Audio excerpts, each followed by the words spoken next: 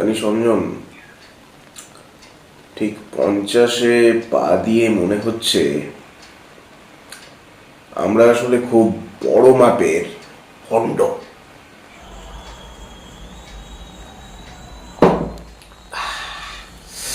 50টা ভাই হলো আয়নার মতো, ধুলো ঝাড়লে আসল মুখটা দেখা যায়।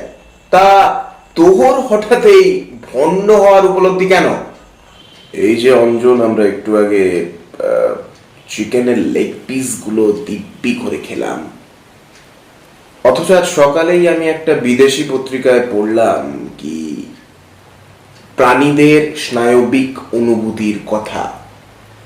ওরা ভয় পায়, যন্ত্রণা পায়, যন্ত্রণায় ছটফট করে, তবুও এই ব্লাডি জিভের স্বাদ মেটাতে আমরা একটা প্রাণীর হত্যাকে সব জ্ঞানে প্রশ্রয় দিচ্ছি।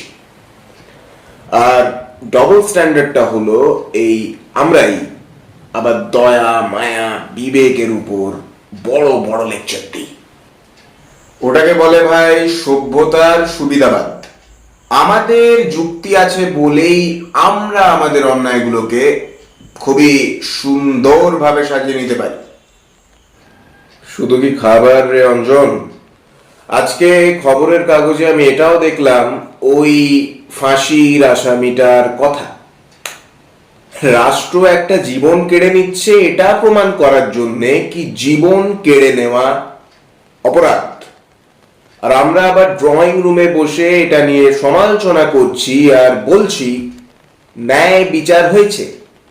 কিন্তু দেখ, আমাদেরই বিবেক বলছে কারো প্রাণ নেওয়ার অধিকার কোনো মানুষের নেই। এখানেও ডাবল স্ট্যান্ডার্ড।